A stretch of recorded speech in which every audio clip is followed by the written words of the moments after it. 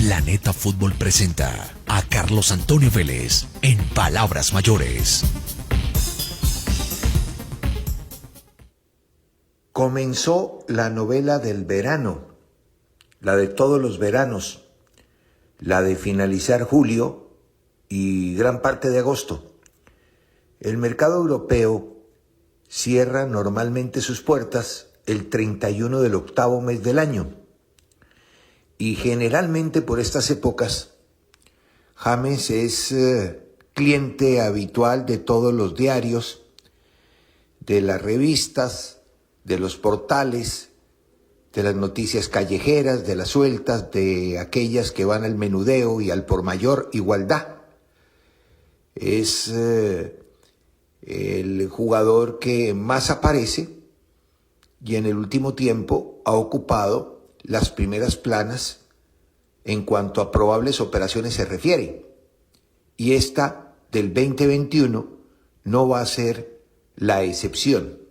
Esta campaña de fichajes apunta a que su nombre va a estar por todas partes. Inicialmente, su representante, el señor Méndez, lo ofreció al fútbol italiano, concretamente al Milán.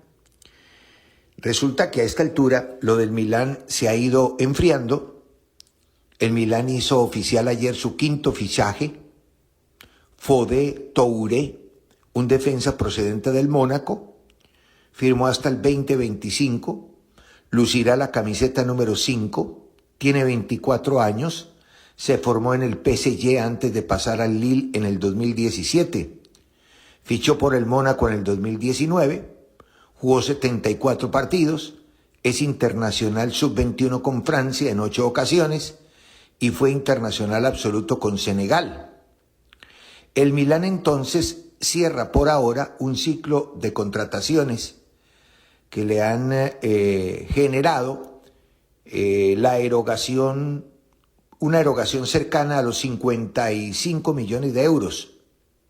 Ha fichado a Giroud, Oliver Giroud, a Maignan, a Tomori, que estaba en préstamo, y a Tonali, que estaba en préstamo. Ya son 5 entonces, y el nombre de James no volvió a aparecer por ninguna parte.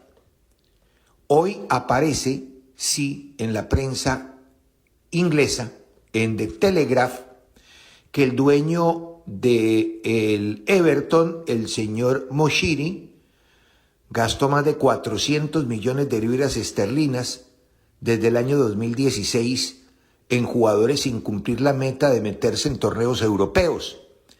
El último gran fracaso de la mano de Ancelotti, a quien tenían ya colgado contra la pared y se le apareció la Virgen, con eso del Real Madrid y la etapa de transición, porque pues llega al Real Madrid y parece que no tiene ningún poder de decisión. Miren lo de Ramos, miren lo de Varane, miren lo de Díaz, lo de Bale está ahí, que a Vinicius lo prestan, un montón de cosas pues nacidas en la organización misma de la institución, que necesita ahorrar un montón de euros para poder terminar con el estadio por un lado y por el otro, teniendo en cuenta que la pandemia no le permite el ingreso de público al estadio, al Bernabéu o al de Valdebebas, entonces tiene que o bajar los salarios, cosa que no han permitido algunos jugadores y por eso prefieren marcharse, o simplemente juntar algunos dividendos, algunas divisas independientes de transferencias para poder hacerse a un jugador, sea Haaland, muy difícil, o Mbappé, que parece por ahora bastante complicado, aunque tarde o temprano llegará a ser jugador del Madrid. Entonces Ancelotti casi que se salva por la renuncia de Zidane, porque no había otro, y el Madrid, en donde tiene todavía amigos, además con fama de buen tipo, y parece que es muy buen tipo, otra cosa es que sea buen técnico, lo llevan y queda entonces solucionado en parte el problema del Everton, que lleva otro técnico que tiene obviamente un pensamiento completamente diferente, y por eso asoman hoy en Telegraph, como les contaba, un listado de jugadores que tendrían que abandonar la institución para poder hacer caja, porque es un equipo que tiene dificultades económicas y el técnico ya pidió a algunos jugadores como Lenglet, por ejemplo, que juega en el Barcelona. Para salir de unos y contratar a otros, pues la operación debe y tiene que comenzar. Y en esa lista de jugadores que están a punto de dejar la formación del Everton, en la eventualidad de que aparezcan ofertas, esa lista está encabezada por James. Y también aparece Yerry Mina, porque pues si quieren al Lenglet es porque no les interesa la presencia del colombiano. Entonces, el listado vuelve a poner en vitrina a dos jugadores que en Colombia son muy queridos. Aquí en el medio, pues todo el mundo sabe que hay no solamente respeto, sino en algunos casos veneración injustificada, pero existe para este par de jugadores. Lo de Mina me parece absolutamente normal. Es un jugador con unas deficiencias enormes, ya debidamente expresadas, explicadas hasta la saciedad. Es un jugador de altísimo costo. Han ganado mucha plata con él. Y ahora pues llegó el turno de ponerlo en vidriera, en vitrina. El asunto es quién lo compra por la plata que dicen vale, en primer lugar, y en segundo lugar por lo que él cobra. Lo de James es muy parecido. James ya no tiene problema, él fue gratis al Everton, o sea que perfectamente podría ir gratis a otro lado. Lo que hay que descargar es el asunto de su salario. Hasta ahora no es fácil, no es sencillo que aparezcan equipos que puedan pagar por un jugador que permanentemente se lesiona y que no tiene continuidad, pues que puedan pagar 5 millones de euros mínimo por temporada. Entonces la situación viene grave, son 5 o 6 jugadores los que han puesto en vitrina, de acuerdo a Telegraph, los 2 colombianos y 3 más. Ya el técnico Benítez ha hecho el arqueo respectivo, necesita unos jugadores de determinada clase y necesita que salgan otros para poder contratar a esos jugadores, porque con las circunstancias que rodean actualmente el fútbol internacional no se puede tener una plantilla muy numerosa y muy costosa. Hay que buscar costo-beneficio, no solamente jugadores que tengan unas posibilidades de ser pagados, o sea, económicamente viables, sino también que encuentren deportivamente una respuesta que estos jugadores que van a salir no la tuvieron. Entonces, desde el dueño, el señor Moshiri, hasta el técnico actual, Rafa Benítez, pues casi todos conceptúan, de acuerdo a la información periodística, que es necesario hacer una nueva revolución en el Everton, porque este proyecto fracasó. Este proyecto no lo llevó ni siquiera a la competencia mínima. La competencia mínima era la Community, un torneo nuevo, ¿no?, en el que participan los octavos, los novenos, los séptimos, todos los que no pueden ir a Champions o que no pueden clasificar para Europa League, y ni siquiera a ese asomaron. Bueno, vamos a estar entonces pendientes de qué pueda pasar durante todo este tiempo. Lo cierto es que mientras James no juegue, va a ser muy difícil que lo convoquen a la selección nacional. Por lo menos eso es lo que yo pienso. Vamos a esperar a que comiencen las ligas, los próximos partidos de clasificación o de clasificatorias son en el mes de septiembre, ¿verdad? Entonces, pues digamos que todavía hay tiempo, pero hay que jugar, hay que competir, hay que estar en forma, hay que llegar en una condición medianamente competitiva, ¿verdad?, para poderse poner en vitrina. ¿Estamos? Yo creo que está claro para todo el mundo. River, post Santos Borré, perdió con Colón 2-1, jugando en condición de local. Estuvo Carrascal en el campo, solamente recibió 5 puntos de calificación. Fontana fue el 9 del equipo de Gallardo, 3.5 de calificación.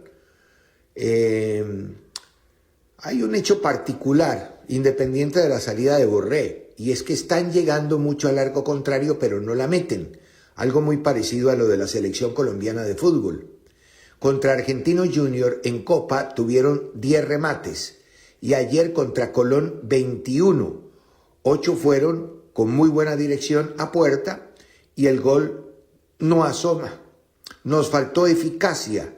Eso será clave para la llave, ha dicho Marcelo Gallardo, pensando en lo que sigue en ambos torneos. Los números son rojos en cuanto a gol se refiere. Coincidencia, ¿no? Porque si bien Borré fue el goleador del ciclo de Gallardo, también es cierto que en el último tiempo había tenido la pólvora mojada. River no gana, River se compromete en una semana en 2 torneos, pierde contra el campeón que tuvo un jugador menos en la cancha, sin dejar buenas maneras futbolísticas, y en Copa pues tampoco fue una lúcida presentación. En términos generales ya empieza a extrañarse algunos jugadores que se fueron, entre ellos el colombiano, y los números no son buenos pese a que la presencia en el área rival existe. De Carrascal dice el diario deportivo Olé, 5 puntos. Jugando libre cerca del área rival provocó la expulsión de Piovi. Al revés del equipo fue de mayor a menor. O sea que comenzó muy bien, pero no terminó tan bien. Bueno, comenzó nuestra liga. Y pues enmarcada en el suceso de Atlético Nacional que van a tener que resolver pronto. Me parece que lo que se está haciendo con Nacional es un atraco a mano armada, y me perdonan pues el término tan contundente, tan puntual, pero creo que se están violando todas las normas, que ya una égida deportiva no tiene sentido. En cuanto a aplicación de normas se refiere y restricciones en particular, pues ya todos saben cómo es la historia. El TAS, que es el último tribunal deportivo, ¿no?, ya falló, ya Nacional cumplió de acuerdo a ese fallo, por lo tanto, cualquier restricción o castigo deportivo por incumplimiento no es viable, porque ya esa instancia terminó. Ahora se habla de justicia ordinaria. Y en cuanto se refiere a la justicia ordinaria, en ningún lado hay restricciones. Simplemente es un proceso distinto, es un proceso de foja cero que no tiene nada que ver con el asunto deportivo. Por eso es sui generis la aplicación que hace la División Mayor del fútbol colombiano. Pero bueno, eso seguramente se resolverá, porque no puede haber una injusticia durante mucho tiempo, y más tan marcada, tan clara y tan evidente. Más bien me preocupa la postura del señor Martán, que es una postura amenazante, me parece que de suyo grosera. No es la primera vez que asume este tipo de posturas, él y su equipo. Recuerden que recientemente, con la solución o resolución de la clasificación para el ascenso, pues encontramos exactamente un punto de rebeldía similar. Ahora amenaza con ir a la FIFA. Yo creo que esto tiene que estar en los tribunales, tiene que estar en manos de la justicia y de acuerdo a los órdenes respectivos, un orden deportivo y un orden jurídico. Pero yo no creo que sea buena idea eso de estar amenazando, porque pues esas conductas mafiosas no son buenas, ni para la DIMAYOR, ni para el fútbol, ni para los dirigentes. Primero, que no generan absolutamente ningún miedo, pues yo no creo que exista en Atlético Nacional o en el fútbol colombiano algún miedo por la amenaza de Martán. Yo lo que creo es que una vez más va a quedar mal él, porque no es la primera vez, y la misma DIMAYOR, ¿no?, y el mismo fútbol colombiano, que va perdiendo credibilidad ante la gente decente. Porque no crean, gente decente hay todavía, sí, claro, y mucha. Entonces esa gente pues entiende que este no es el proceder y que las cosas tienen que ser llevadas de otra manera. Me parece que la tutela presentada por los jugadores, a los cuales se les inhibe el derecho de competir y de trabajar, ha lugar, y que obviamente los tribunales serán los que determinen si eso es viable o no es viable. Y se acatará, por supuesto, me imagino que así será, porque en cuanto se refiere a cada una de las instancias y dependiendo de la órbita en la que se maneje, pues se respetan las decisiones, cosa que no ha sucedido en el caso del TAS y qué es lo que tiene verdaderamente enredada la situación. Comenzó el campeonato y comenzó con buenas noticias. La primera es que se han marcado goles. Solamente a esta altura 2 equipos han dejado de anotar, que son Jaguares y Patriotas Boyacá. El resto consiguieron buenos números, no solamente puntos, sino buenos números. La victoria del América, la victoria anoche de Millonarios, la del Bucaramanga en condición de visitante, la del Deportivo Cali en Bogotá, casi que en la última jugada. Deteniéndome en un par de partidos,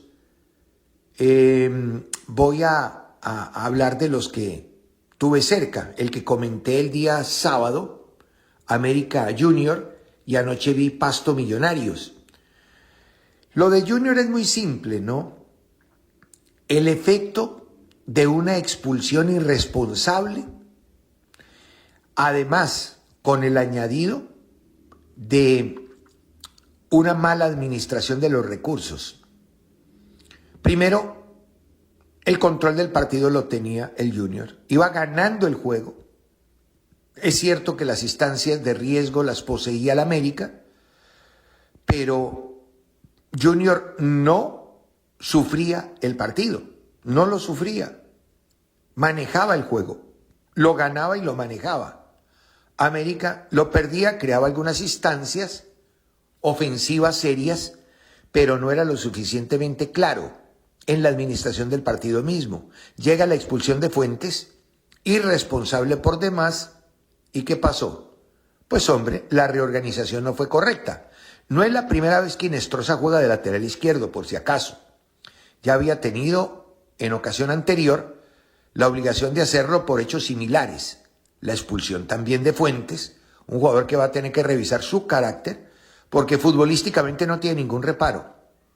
Cuando llega el momento de la expulsión y Junior tiene que manejar la inferioridad numérica y la recomposición de su estructura, ahí es en donde falla.